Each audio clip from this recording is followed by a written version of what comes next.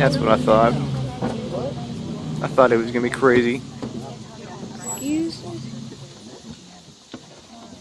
Thought it was using crazy. Around 1941 was the very first year that they put lights into the cave out here.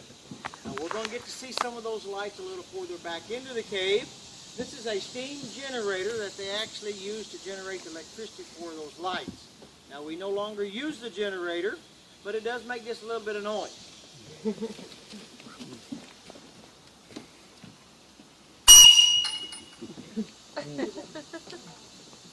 Okay, we will be stopping about 10 different places underneath the cave there. So at any time you want to take pictures, feel free to do that. And any time you want to ask questions, feel free to ask questions. It will be 60 degrees once we reach the door right there. So let's go ahead and go on inside the cave where it's much cooler in here. Hooray for coolness! Yeah.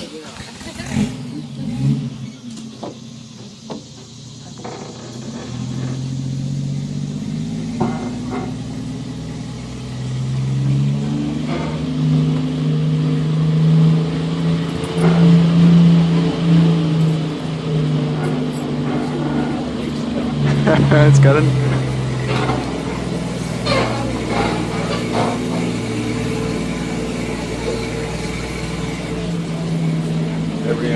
Hi. Yeah, that's whack. Can you put that in your purse? Why? Because the memory card's messed up, not working.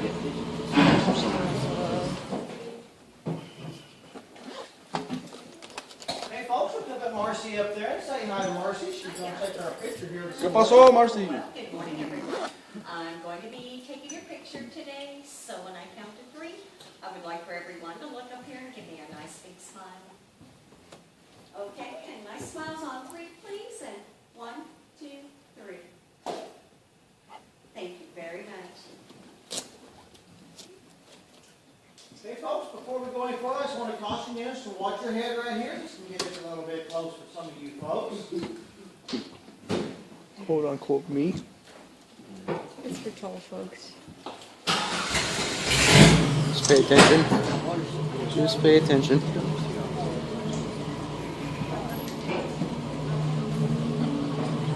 That is awesome, dude. Yeah. Yeah. Man, these are some interesting. That is wet as heck. Holy crap. Yeah. Keeps dripping all over my clothes. Ah. Careful with your head. Right, Chase.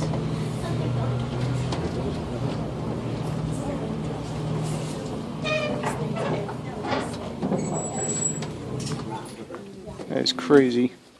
Okay, folks, during around the 1930s, during the Depression, times 400. were very, very hard. So the cave owner at that time actually come up with the idea of actually growing mushrooms underneath the cave here to help make this a bit more of an income for him and his family. This is the mushroom bed that he actually raised some of those mushrooms in. They were the little button mushrooms that we can actually get at the grocery stores today. Now, once those mushrooms did get to a certain size, he would actually harvest those. Then he would take those back into Springfield and actually sell those to the different markets up there. Now, at this time, you can actually reach up and you can actually touch the ceiling to see what it feels like. It is a wet rock. Huh. Okay, this is the only area that we do allow that in because we do have an oil on our skin. The oil will actually stay on these formations for approximately 50 years before it will actually wash off and then start growing again. Now there is going to be one more area that I'm going to allow you to do that in. We're actually going into an area where there's going to be some formations just right above your head, so please don't touch those as we drive by those. Okay, let's go back into the next area. In there I'm going to explain how this all got carved out under here. Also how the formations grow and the different type of formations that we do have here in the cave. Let's go back into the next area. I might need to allocate more space. You're fine. Don't worry about it. I'll keep it going as long as I can.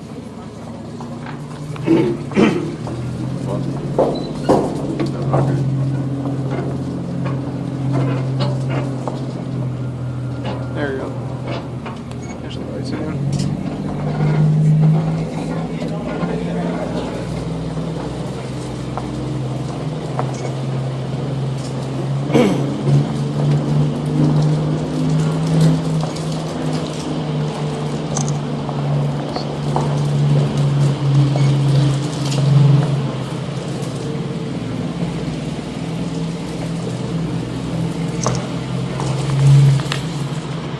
You just take a bunch of pictures, right? Look at that. I think that's smoke over there. Okay, this is the largest room that we do have in the whole entire cave system. Now, thousands of years ago, there was an underground river in here. The underground river actually forced out all the loose material and the very soft material completely out of the cave and left all these big wide open areas. Now, since that river has gone down, it is just about 60 feet below us. In the springtime, it does get quite a bit of water in it, and also in the fall, it gets a lot of water in it. Right now, it's dry, but since the river has gone down, when it does rain outside, the rainwater will actually pick up different type minerals from the soil and actually bring into the cave here. It will find a crack up there on the ceiling, and that's when it starts forming its first formations. Those are soda straws. They're hollow in the center, and that's actually where they drip their water from. And this is what they look like. You see the little shiny ends on them, that's actually water getting ready to drip off of those. Now, once those get to a certain length, they will start clogging up into the center, and then they will start dripping their water from the outside. Once they start doing that, then they will make stalactites. We also have cave draperies in here. This one here is actually dripping water that does have minerals in it. It's actually making it grow just a little bit longer each time that it drips down onto the stalagmite here on the floor. And that's also making that one grow just a little bit taller each time. Now these are very, very slow growing. For every 100 years, they're only going to grow 1 cubic inch. That is about the size of an ice cube. For every 100 years. Now, thousands of years from now, this one here on the floor and the one up on the ceiling up there are actually going to grow together. And then we're going to come a column. In the next area we're going into, there is some columns in there. And I'm going to park right next to them so that you can actually see what they look like and take pictures of them if you would like. Now, I told you there was going to be another area that you could actually touch the ceiling. Feel free to do that right here. Okay, go ahead and go on in and see the column. Chase, you can touch it, you're tall. What? You can touch the ceiling, you're tall. Go ahead, Chase. Go ahead, Chase, you're tall enough. That's pretty awesome. And start again. Put this on YouTube. See that? I can put whatever I want on YouTube. I got the upload speed to handle it. I just got to compress it.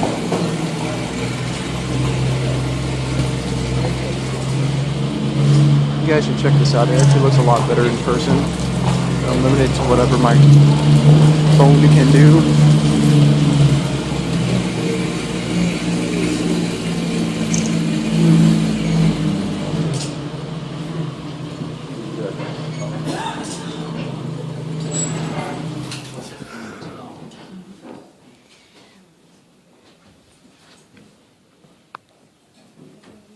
Used about a gig.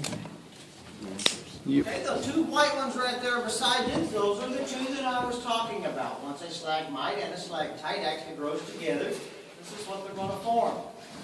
That's cool. Go ahead and take just a few pictures that you would like, and then I'm going to turn the lights off and let you see the natural cave lights.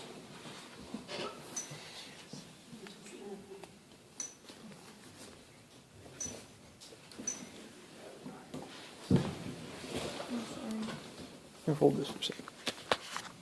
I'll take a picture. Hmm? What are you doing? Taking a drink. Oh, go ahead. Okay, you'll cover up your cell phones and your Here. cameras. I'm going to Turn it off. turn the lights off Turn and it let you off. see these natural cave Just lights. hit the button. You don't turn them. More than likely, you had Sorry. no idea what a light bulb looked like, because they was very, very expensive at that time. A lot of people would actually ride out here, have picnics out here at the cave, they'd pay 50 cents to come into the cave to see the cave, but it wasn't to see the cave, it was actually to see the light bulbs. This was the very first cave west of the Mississippi to get lights in 1921. Then in 1962, they actually completed the roads in here so we could start driving the Jeeps. And they also put the wiring underneath the road at that time. And then they put these lights in. As you can see, these are a whole lot better than what those others were. It actually shows the color to the formations much better. And we can still see to get around in here very, very good. Okay, the next area we're going into is we're going to actually drive across two sinkholes. Southwest Missouri here has lots and lots of sinkholes. So we're going to drive across the first one, and then we're going to go over to the second one, and I'm going to actually park onto the second one for just a little bit and let you look over into the sinkhole. It is 60 feet deep and about 70 feet wide. It does have lights at the bottom, and it also has a riverbed at the bottom. Now the river has went dry because we're in our dry period of the season right now. So let's go in there and see the sinkhole. The only way we'll be able to see that is if we have that super flashlight. Oh, yeah. Even these are no good. I know these are no good. Please. But I know that big flashlight would do it. I know it would. That is like a super powerful flashlight. Chase.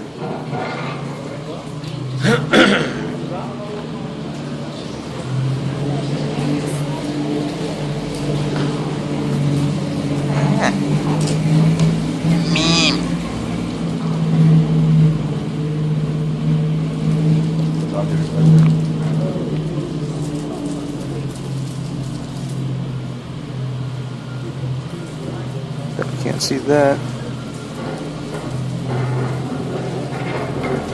Whew. That would suck to be down there. Might have to climb your way out. Oh. Is this that?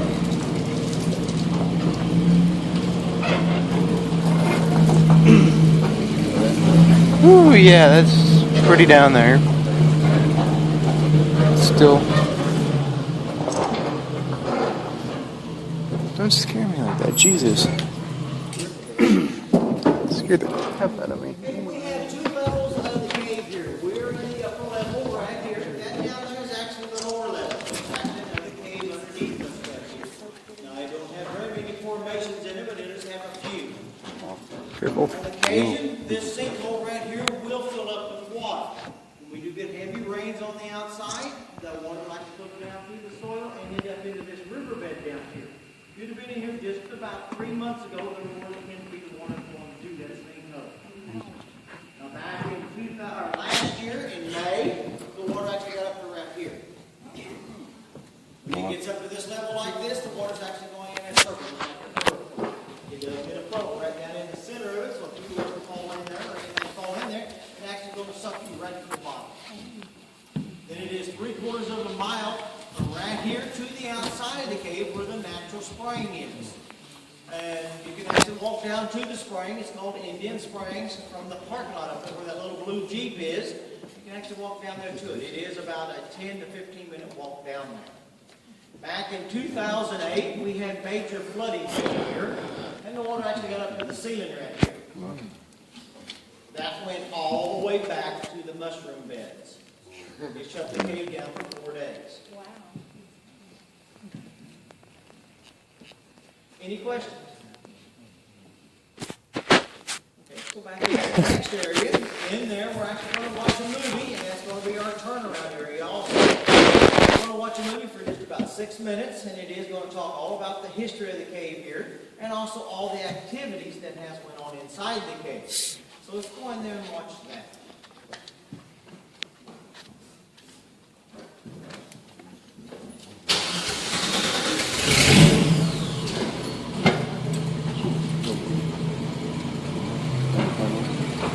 What?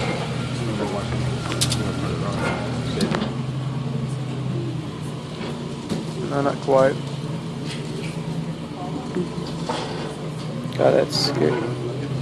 Oh, wow, that scared the crap out of me. Because, like, it's just because the heights are, like, it was too intense.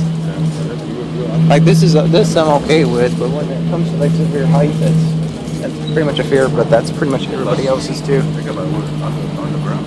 I know. Over Get that up there. there. Oh. I'd like to go over there. Do they have like a projector or something? Maybe? They'd have to have a projector somewhere. Over there. What? I know, that's what I'm saying. Like, have to have a projector somewhere. I'd like to go over there. So it's a TV itself. I don't think so. Calm down. Shut up. You're all talking.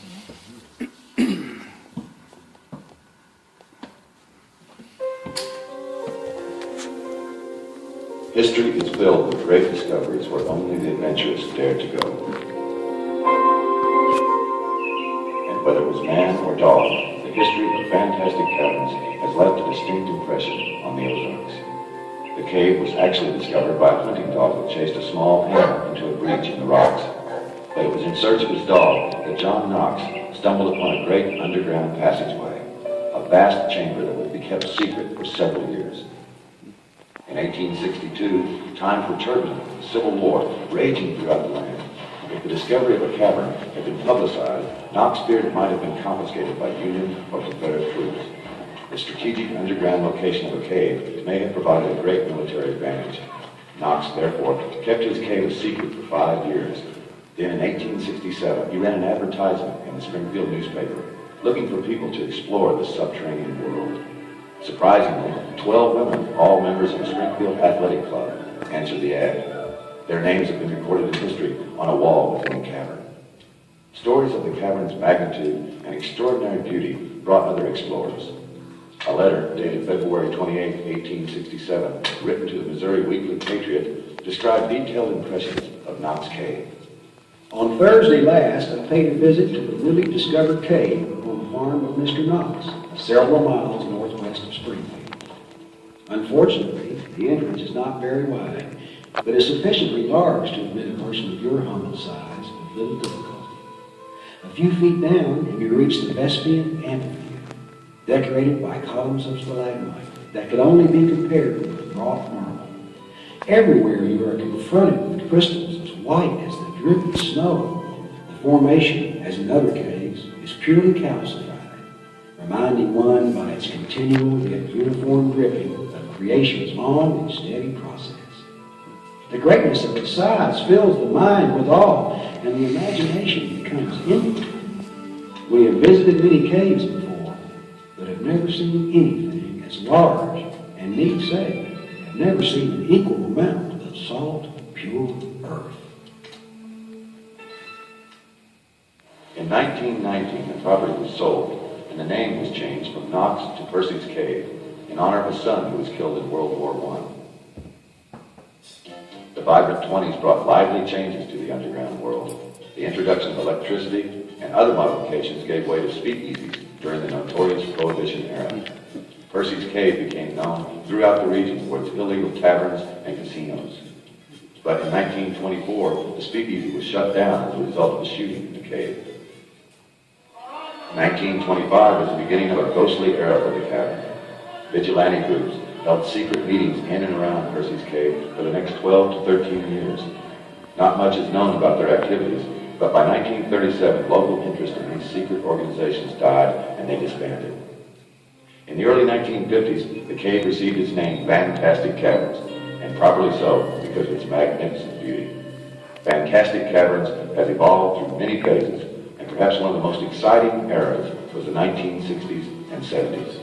During this time, Fantastic Caverns became the site of the local, very popular Farm-A-Rama program that aired on KTVX radio. On Saturday nights, Fantastic Caverns was transformed into the entertainment capital of the Ozarks.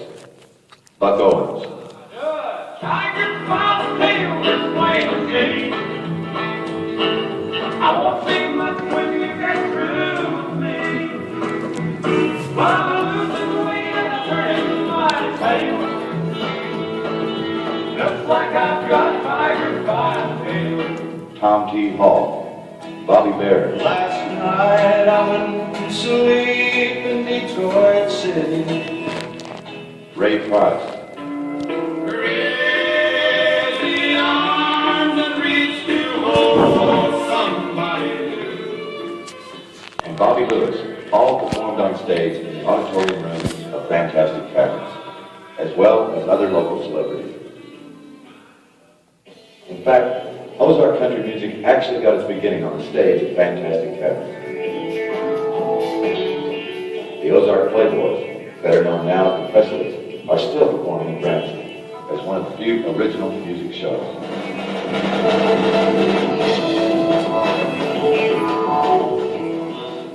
But one of the most remembered performers was Fantastic Caverns' very own Caveman, whose sole purpose was to interrupt and entertain crowds. Today, Fantastic Caverns is still making history. Thousands of years have gone into the creation of Fantastic Caverns, and with each passing moment, history continues to be made. Most formations are alive and growing. So sit back in one of our Jeep-drawn trams and enjoy nature at work in historic Fantastic Caverns.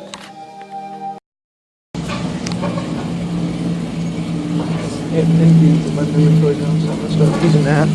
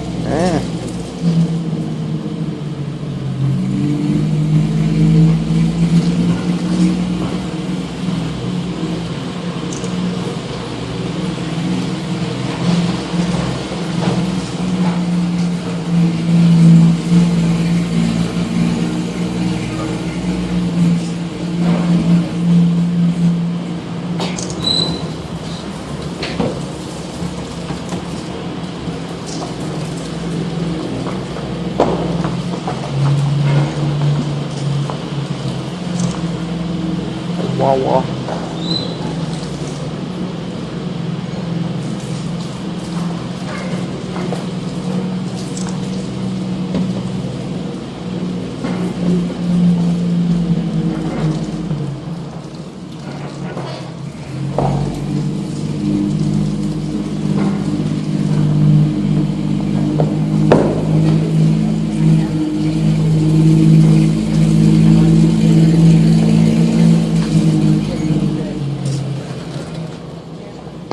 Right here is the 12 Explorers Cave.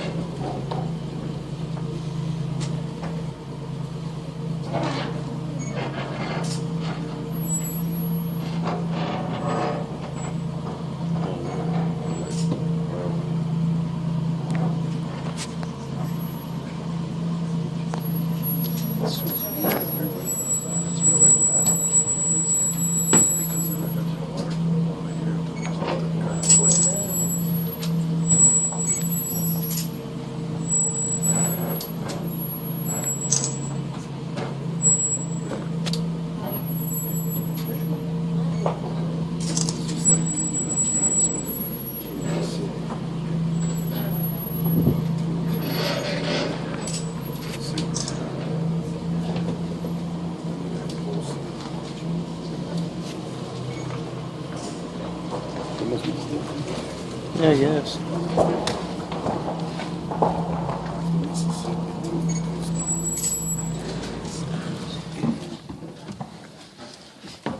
Hey, this is the auditorium room. Back in the 20s, this is where the speakeasies used this area. They had a piano right up next to the big rock there.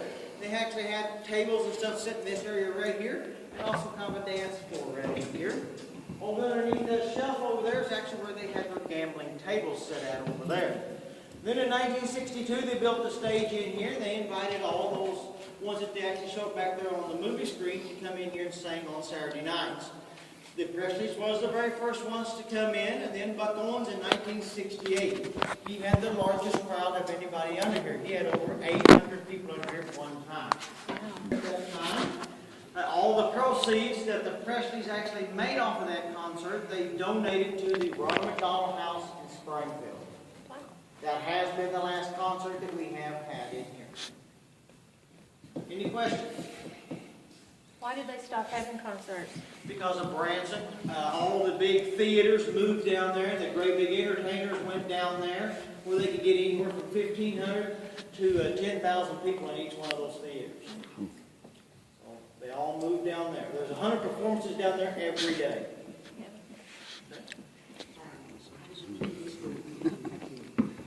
Well, we had several guides working last year, and we would line up along where they walked in, where the formations were, so that they wouldn't touch. How far is this from the entrance? We're just about, maybe a quarter of a mile. That's a long walk. Well, it ain't too far. I know. Just thinking. For today's standards, yes. Now, everybody walked in last year except for the handicapped people, and they got to ride one of the trams under here. No, just strictly on the tram. We have a local trail outside that takes you down to the river and actually out to where the spring is. But other than that, we don't have any walking tours inside it until we have a concert. Let's go ahead and go into the next area. That is going to be the breakdown area. In there, I'm going to show you all the debris from where actually the ceiling collapsed thousands of years ago. That was caused by water, and actually the river was actually flowing through here. The water got up into the ceiling, it made it fall in, and I'll show you all the remains from that.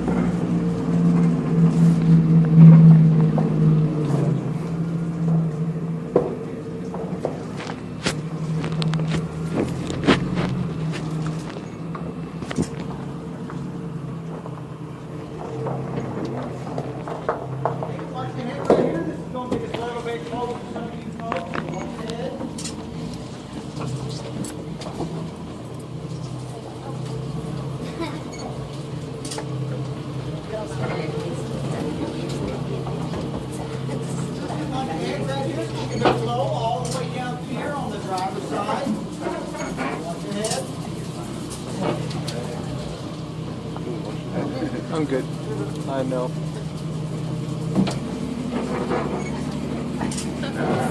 I'm good. I'm good. I'm paying attention.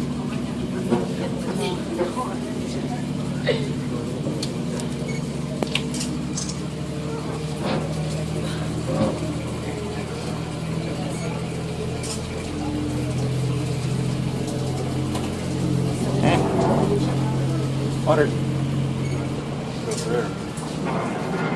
Whoa, dude!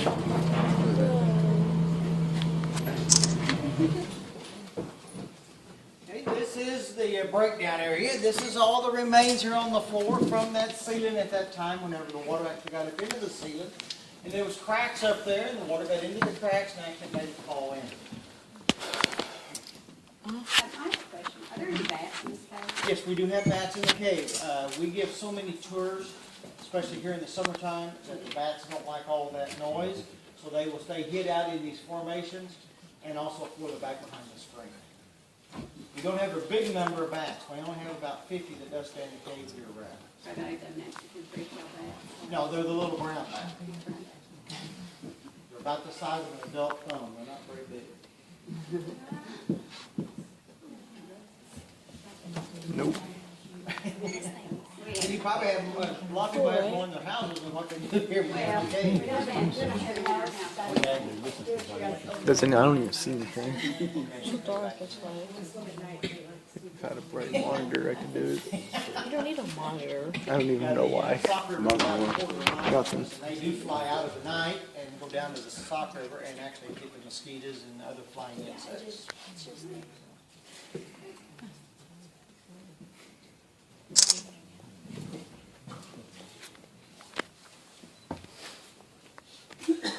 Let's go ahead and go back into the next area. That's going to be the Hall of Giants. That is where the great big formations are going to be located in there.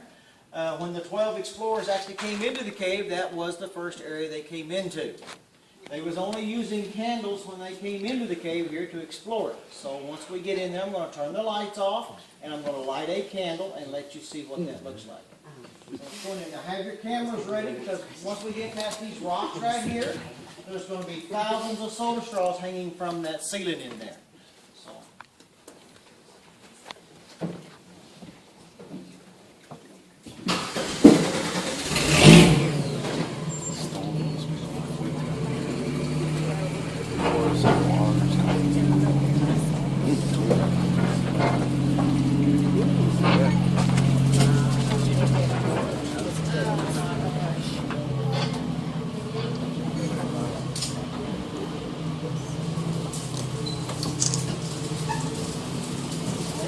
Wow. That's smoke or something?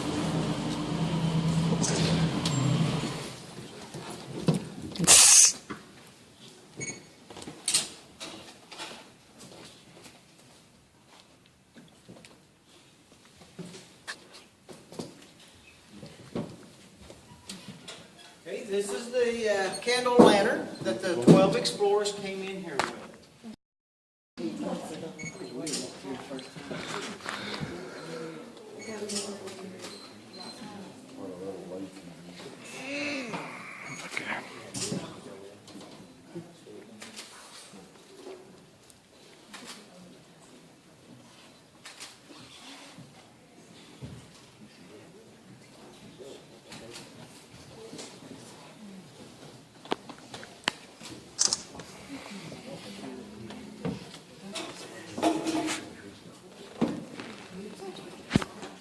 Okay, any questions right here in this area? This is the most photographed area of the whole cave is right here.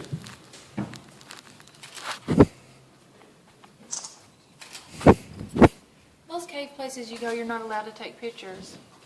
What's the difference here? That's just according to each one of the cave owners. That's just whatever they want to do. It does not, well, they have studied it, and it does not hurt the formations at all. Huh. So it's just up to each individual who owns the caves. Preference.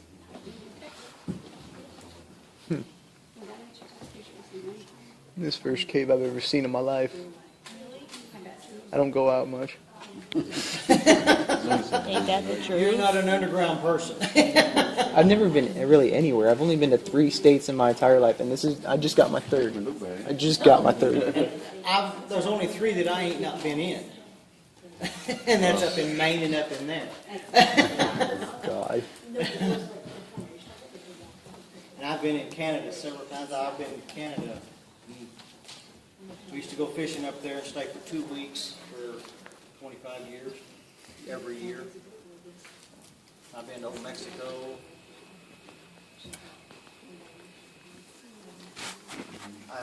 Me and my wife has traveled the entire length of the Oregon Trail and also the Santa Fe Trail.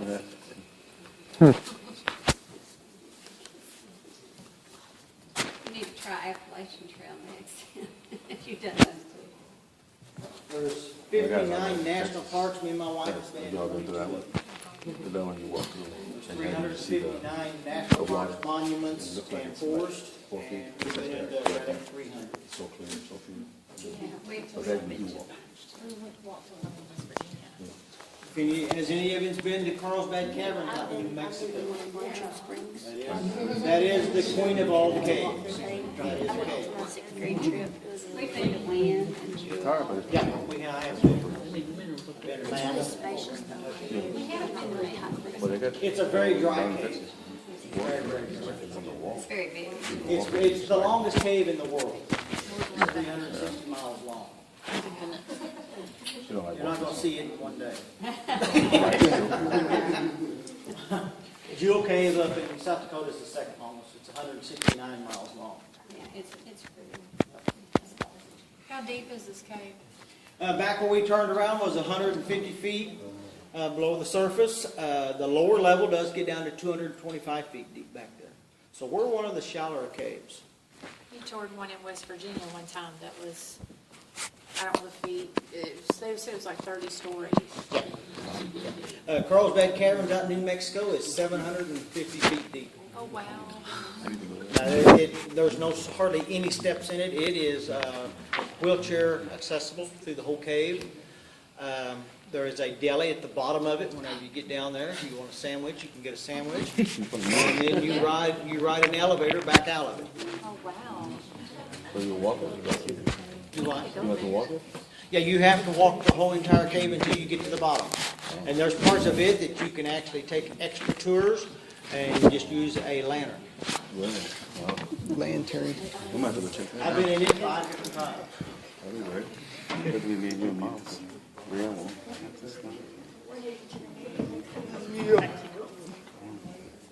Okay, let's go ahead and go on outside the cave.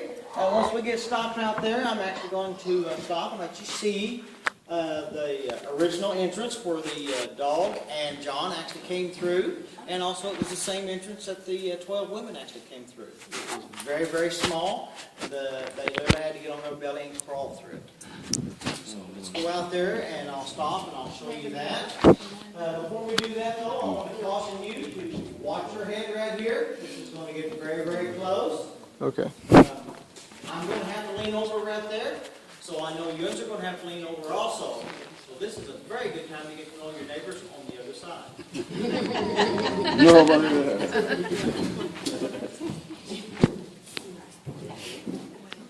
This is going up on YouTube. This is going up on YouTube. I just gotta compress it. That's really it. I know. I'm watching. I'm watching. I'm watching. Hey, watch your head right here. This is going to get very, very close. Watch your head.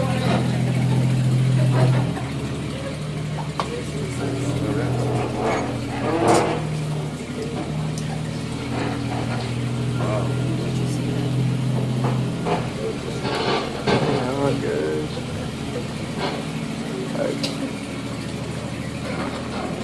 Yeah, they got on my head.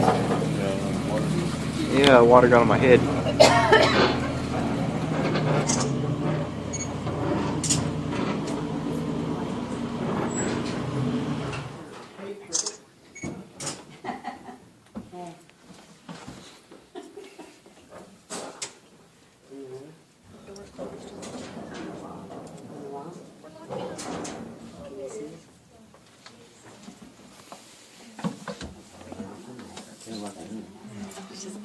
Right here is a cave cricket when you drive by. They do not make the noise like a regular cricket does on the outside. You can turn all the lights off in it and you will not hear them. He does not make any kind of noise. Coolio, brolio.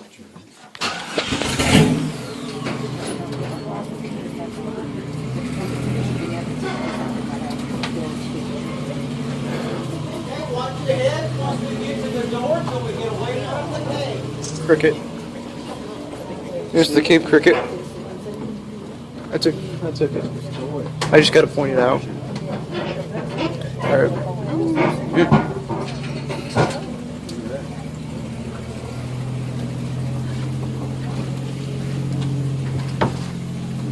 layers of layers and layers.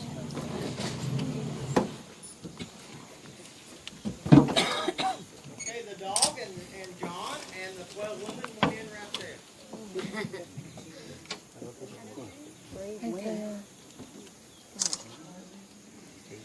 I guess we opened it up that way. That is tiny. It is. Here are the pictures that we did take around on the other end there a while ago.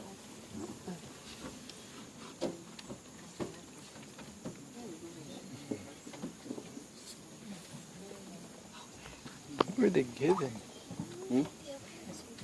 Where did they get time to do that? Well, you want me?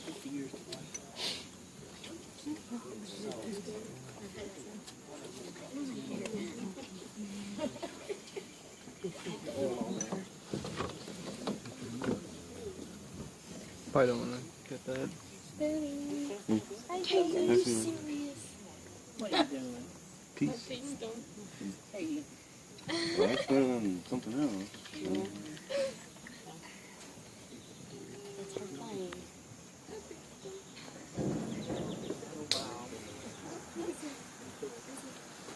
paper and say this concludes the tour. Okay, these pictures are $12 if you would like one of them. If you want one of them, you can just pay me. If you want to use a credit card, we can also use a credit card. If you don't want them at all, you can just hand them back to me. How much? 12? $12 for picture. Not that much.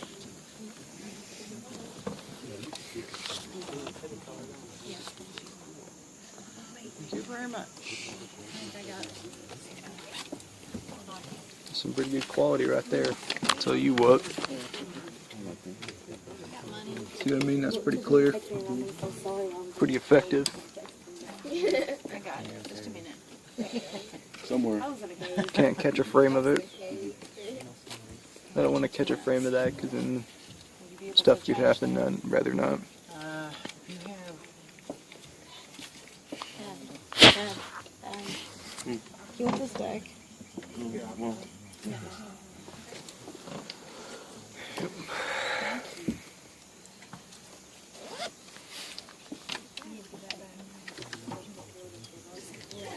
Just give him one.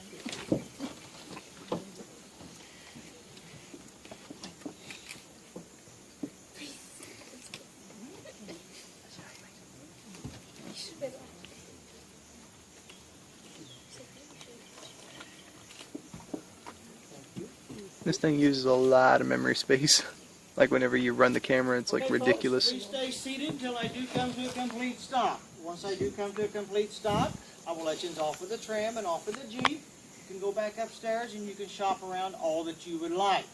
I want to thank you for coming out to Fantastic Caverns today and also for taking my tour. So thank you, folks. thank you. Thank you.